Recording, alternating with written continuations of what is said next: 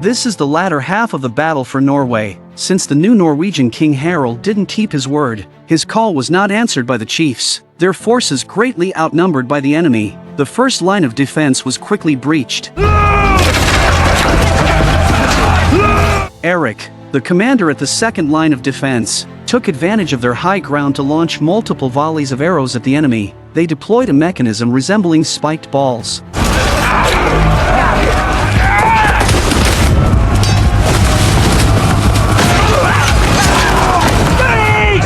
which the Vikings then set aflame. However, no matter what contraptions the Vikings used, they only momentarily hindered the Russ. The overwhelming numbers of the Russ proved to be their greatest advantage, making the fall of the Vikings' second line of defense inevitable.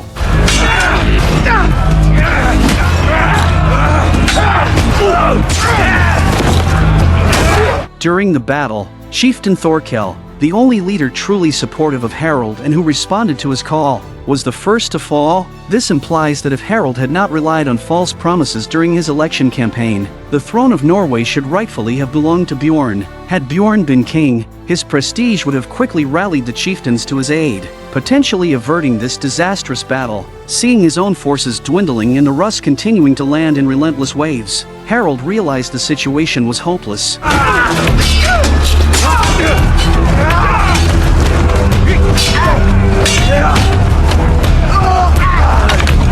With no chance to retreat, enemy forces relentlessly pressed on, severely wounding him. Harald collapsed on the beach to await his final fate. Meanwhile, Bjorn continued to lead his warriors in a fierce struggle, barely holding the second line before rushing to reinforce the front. Bjorn recalled his conversation with Ivar, knowing he had made countless mistakes, but determined not to fail this time. Yet, Ivar believed that the gods had abandoned Bjorn long ago, making victory impossible for him. Indeed, as Bjorn returned to the front, the endless sight of Russ warships and soldiers only deepened his despair. At the same time, the Russ soldiers scaling the cliffs appeared behind them, signaling that Ivar's forces had also joined the battlefield.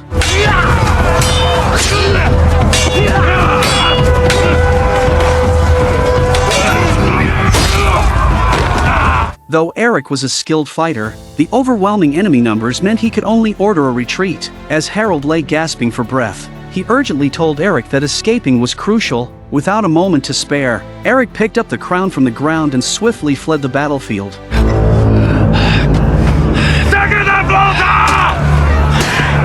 But Bjorn remained on the front lines, fighting desperately with a do-or-die resolve, aiming to prove himself the true heir to Ragnar's legacy. However, just as Bjorn felled an enemy, Ivar followed through by thrusting his sword through Bjorn's chest.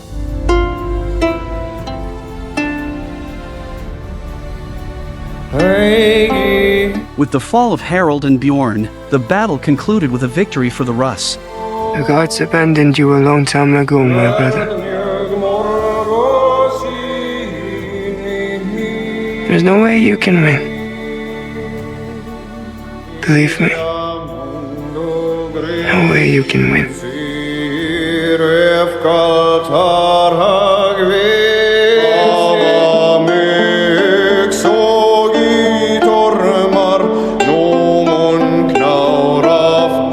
So ended Bjorn, known as Ironbone? And did the severely injured Harald also perish there? Prince Oleg of Kiev led thousands of elite troops to capture the Norwegian capital of Seafoll. Meanwhile, Norway's spiritual leader, Bjorn, was stabbed by Ivar, but luckily, he did not die from his wounds. His men carried the unconscious Bjorn back to Kattegat. Although the Russ achieved a great victory, their casualties exceeded expectations. The bravery of the Vikings surprised Oleg, who wondered if Bjorn was truly dead. Fitzer claimed that no one could kill Bjorn, known as Ironbone, as he had seen Bjorn being carried off the battlefield. Thus, he was sure Bjorn had not fallen in battle. They brought forward two prisoners. One was the severely wounded Harald, and the other was Olaf. After some consideration, Oleg decided to spare Harald's life but unfortunately decided to execute the now useless Olaf. Before his execution, Olaf heard someone speaking next to him, but no one else saw or heard this person. Everyone thought Olaf was hallucinating, but he recited content from the Bible. Clearly, the Vikings would not know the Bible,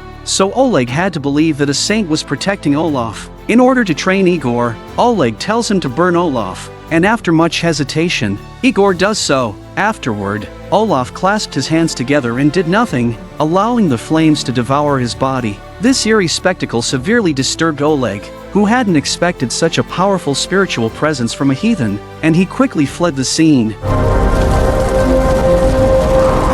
When Ivar went to find Harald, the cell was empty. He thought Harald had escaped. However, the reason Oleg spared Harald was that he had other uses for him. The scene cuts back to Kattegat. Bjorn remained in a coma due to his severe injuries, with his 2 wives constantly at his side. During this time, Ingrid confessed to Gunhild that Harald had raped her. Gunhild intended to avenge her, but she had to stay by Bjorn's side. If Bjorn were to die, she would join him in death. Ingrid lamented, thinking she could bring good fortune to Bjorn, but it all turned into a disaster. A few days later, Chief Hakon, summoned by Bjorn, arrived. Since Bjorn's summon came after Harald's, by the time Hakon received it, the Russ had already claimed victory. I was summoned in the name of Bjorn Ironside.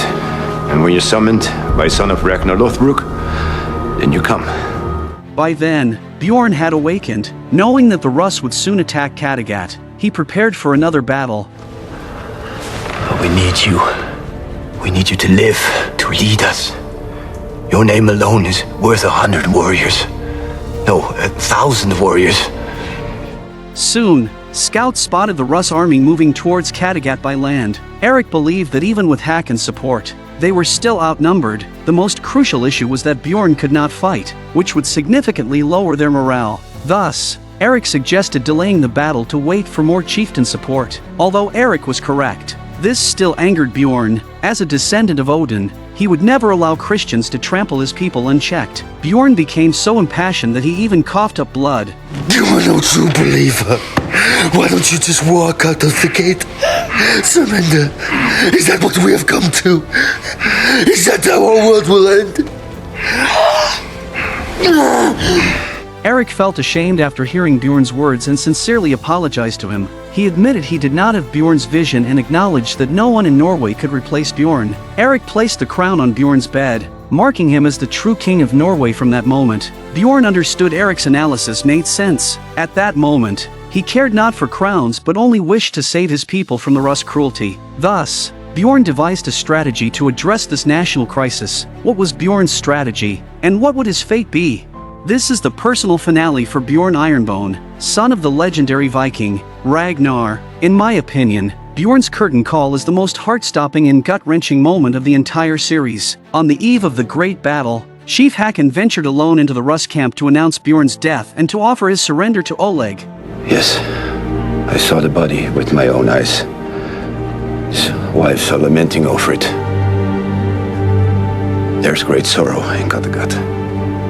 However, Oleg did not accept Hakon's surrender. After killing Hakon, Oleg sent messengers throughout the camp to spread the news of the spiritual leader of Norway's death, hoping to boost his soldiers' morale. Kattegat seemed within easy reach. The next day, as the Grand Army prepared to attack Kattegat, a familiar figure appeared on a distant hillside. Bjorn, alone on a white horse, casually made his way toward the battlefield. All the Russ soldiers knew of Bjorn's supposed death, yet here he was, very much alive before them. Given the superstitions of the time, this sight filled the soldiers with extraordinary fear. To test whether Bjorn was man or ghost, Ganbader drew his bow and shot arrows at him. After Bjorn had been hit by several arrows and was spitting blood, Ganbader proudly told everyone that the so-called Iron Bone was nothing more than that. But Bjorn's next action terrified the Russ soldiers even more. Despite his injuries, he slowly raised his king's sword. It's impossible.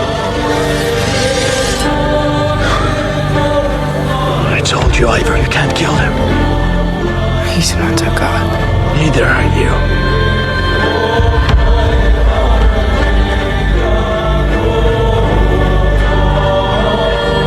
As Bjorn lifts the king's sword above his head, Vikings emerge from all around to stand behind King Bjorn. Men, women, elderly, and children, all warriors for Bjorn. They were ready to fight for their homeland. They were ready to fight for their great king. Then Bjorn points the king's sword towards the distant horizon, and more Viking warriors appear behind the Russ. The chieftains who had heeded Bjorn's call finally arrived. They had come to save their nation. In their hearts, Bjorn was the true king of Norway, the only one who could unite the Norwegian people. Then the Vikings charged. By then, the Russ, already terrified by Bjorn's seeming immortality, lacked the courage to face a man who could not be killed, who perhaps was now a god in their eyes. Most of the Rus commanders fled the battlefield without fighting. Tragically, Alma, who adored Hvitserk, was the first to fall.